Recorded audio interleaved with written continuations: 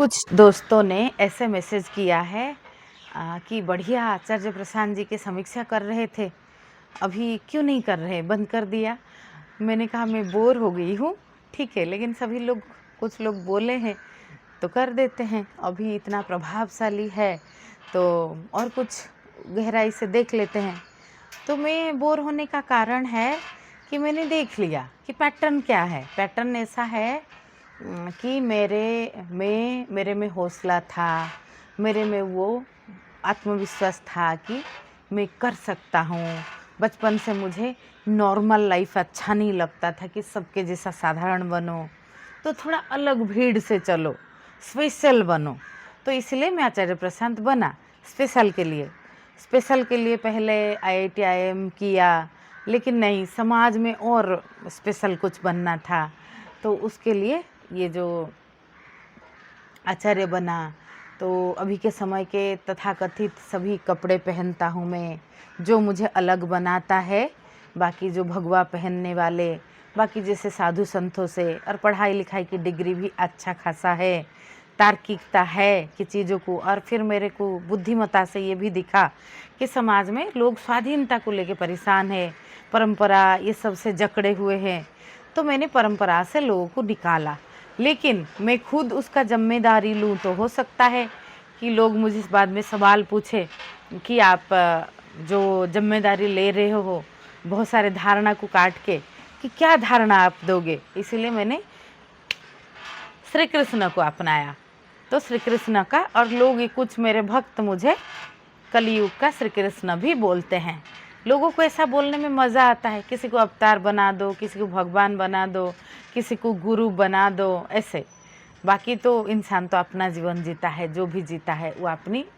तो वो भी आचार्य प्रशांत भी अपना जीवन जी रहे हैं, लेकिन भक्त ऐसा कर लेते हैं। फिर गीता सत्र हुआ, तो फिर ऐसा विज्ञापन हुआ कि गीता सत्र में जब तक नहीं जुड़ोगे आपका जीवन का कोई मूल्य नहीं रहेगा, आप समझ नहीं पाओगे जीवन को। खुद को जानना है तो फिर आप कई चीज़ से प्रभावित नहीं होगे।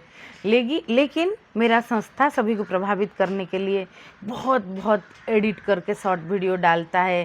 गीता सत्र का खूब विज्ञापन होता है और हम लोगों को सिखाते हैं कि किसी चीज़ से प्रभावित नहीं होना, कि इंडिविजुअल ग्रोथ करो। लेकिन फिर हम उनको बुलाते भी है कि आप आके हमारे सत्र से ट्रेनिंग लो, तभी आप ये चीज़ को सीख पाओगे। और ये सभी चीज़ का मूल में उच्चाभिलाष, ऊंचा काम करना, कुछ अलग करना। और आप सब लोग भी मेरे जैसा कर सकते हो। अभी सभी लोग जो अगर आचार्य बन जाएंगे, सिखाएंगे, गीता सत्र देंगे, तो सीखेगा कौन, ये सोचिए।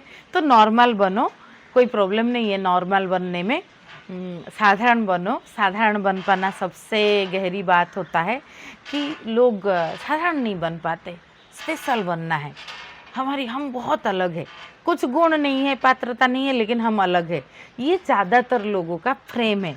जबकि पात्रता एक ऐसी चीज़ जो बहुत बनने के बाद भी व्यक्ति में वो ग्रैटिट्यूड आना चाहिए कि वो पात्रता से हमेशा कम मांगे और जो मिले उसको बहुत समझे। और ऐसा कोई समझे, मैं बोल रही हूँ दिमाग में ऐसा कोई ख्याल डाल के समझे, उसकी फ्रेम में, उसकी बॉडी में, उसकी माइंड में उतना ग्रहणशीलता होना चाहिए।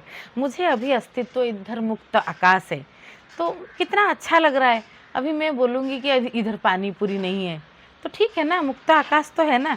तो कभी पानी पूरी खाने गई तो उधर बोलूँगी इधर बहुत भीड़ है। तो हर जगह पे आप क्या नहीं है ये देख रहे हो। हर जगह पे वो अपॉर्चुनिटी है कि बहुत कुछ उपलब्ध है और कुछ चीज़ नहीं है। तो आप नॉर्मल हो, आप भीड़ में एक हो, और भीड़ में एक होना ही अनेक आपकी संपूर्णता को दर्शाता है कि आप वाटर ड्रॉप हो, अपनी आप में पूर्ण हो, अपनी यात्रा में हो, लेकिन आप समंदर के पार्ट भी हो। तो ये जो स्पेशल बनने का एम रखना, ऊंचाई कुछ करने का एम रखना, ये कुछ मुझे कुछ डाइजेस्ट नहीं हो रहा है। मैंने ऐसा एम रख के कोशिश किया है मेरी पढ़ाई लिखाई के टाइम पे, लेकिन ये कुछ बच्चे इसमें सफल होते हैं, बहुत ज़्यादा सफल नहीं हो पाते, वो डिप्रेशन में जाते हैं। तो जीवन का उद्देश्य ऐसा नहीं होता है। जीवन का उद्देश्य पानी जैसा बहते जाना, सीखते जाना। अध्ययन की नज़र से देखोगे तो पूरा संसार सत्र है, यहाँ यहाँ खुली आकाश में सत्र चल रहा है, ये जो हवा बह रहा है वहाँ पे सत्र चल रहा है, क्या वहाँ पे गोविंद का स्पर्श नहीं है? जहाँ इतना सुंदर सुशीतल मृदु हवा का विचरण करता है, जहाँ पे ये जो हरा भरा धरती खिल उठा है बारिश में धुल के, क्या वहाँ गोविंद का स्पर्श नहीं है? सिर्फ वो जो गीता में जो लिखा है उसी को जाके उसी का मतलब समझ के, वो भी किसी एक व्यक्ति के टिका के हिसाब से, उसी को आप समझोगे कि हमारा जीवन बदल गया, तो जीवन तो गहरा तल से नहीं बदलेगा, अहंकार को मोटा करोगे। तो ऐसे उनकी बात नहीं है, ऐसे बहुत बहुत लोग हैं, बहुत बहुत मोटिवेशनल स्पीकर, बहुत बहुत आध्यात्मिक तथाकथित गुरु हैं, ऐसा ही है। इसीलिए जल प्रवाह दर्शन ये सब कुछ नहीं करता। हम ये काउंट नहीं करते कि कितने लोग जल प्रवाह दर्शन से जुड़े हैं, और हम ये काउंट नहीं करते कि कितने लोग इस चीज़ को मान रहे हैं, नहीं मान रहे हैं। ये मेरे से बस नाम दिया गया है, ये अस्तित्व का मूल दर्शन है। आप जल प्रवाह दर्शन समझ जाओ, ये स्पष्टता पारदर्शिता की बात है। ये वो कड़ी की बात करता है जो कड़ी आपको सारे दरवाज़ा, जो कुंजी है ना, ये कड़ी आप समझ लिए तो सभी दरवाज़ा आपके लिए खुल जाएगा। वो ये ऐसा कुंजी है तो सभी दरवाज़ा आपके लिए खुल जाएगा।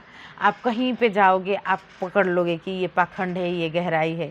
आप कोई भी संस्था, कोई भी व्यक्ति से जुड़ोगे, किसी को भी सुनोगे, आपकी अंदर की बोध, जागरूकता, स्पष्टता कायम रहेगा। जल प्रवाह दर्शन का ऐसा ही उद्देश्य है। तो ये है समीक्षा। तो सभी लोगों के रिक्वेस्ट के हिसाब से ये समीक्षा थोड़ा की हूँ मैं।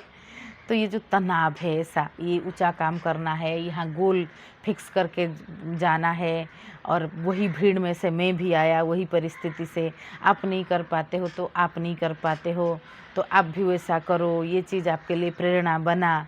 आप खुश रहो, being happy it is the return to existence वही चाहता है, उसकी बनाया हुआ हर अभिव्यक्ति खिल उठे, आनंद में झूम उठे, है ना। ऐसा, इससे ज़्यादा कुछ नहीं है। आप जो भी कर्म करते हो, जो भी जीवन जीते हो, सुबह से शाम तक रोज़ रोज़ जो जो दोहराव भी करते हो, ये सभी में आप कितना आनंदपूर्वक जी पाते हो, ये सफलता है। इससे ज़्यादा सफलता, इससे ज़्यादा कुछ पाने की ऐसा चाहत रख के उसी में लगे रहना, उसमें कुछ रखा नहीं है। अंदर की स्वरूप को देखो, और आप सभी में एक हो, जो आप में है वो सभी में है। अलग अलग डायमेंशन पे लोग हैं, लेकिन सभी में उसी की अभिव्यक्ति है।